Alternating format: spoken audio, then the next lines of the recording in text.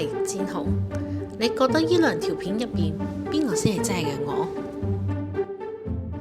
？Deepfake 其實係一種人工智能深度學習嘅技術，佢先會分析同埋比對大量目標人物同模仿者嘅。Deepfake 其實係一種人工智能深度學習嘅技術，佢會先分析同比對大量目標人物同模仿者嘅相片同影片。有分別咩？算我眼盲啦，我真係分唔到咯。呢個係個實驗，左邊呢條片先係真嘅，右邊嗰條係我揾朋友用 Deepfake 整㗎。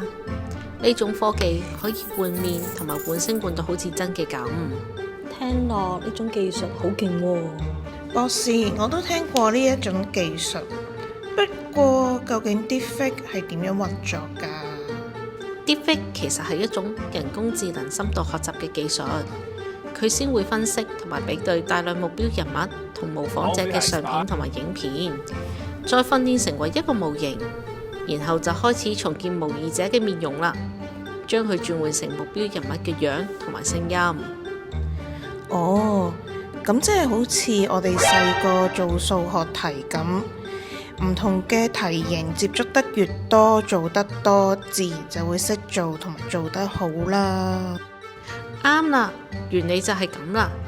更加有趣嘅係，人工智能背後仲有個對抗網絡，兩個模型互相對抗，一個負責造假，一個負責挑錯，然後不斷修正，所以啲影片就越做越真咯。哇哦，聽落幾好玩咁，可以用嚟整蠱人。又係到放大鏡嘅時候啦。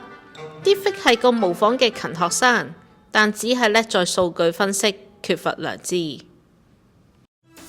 咁大家如果中意我哋條片嘅話，就記得 like、subscribe 同埋 share 我哋嘅 channel 啦。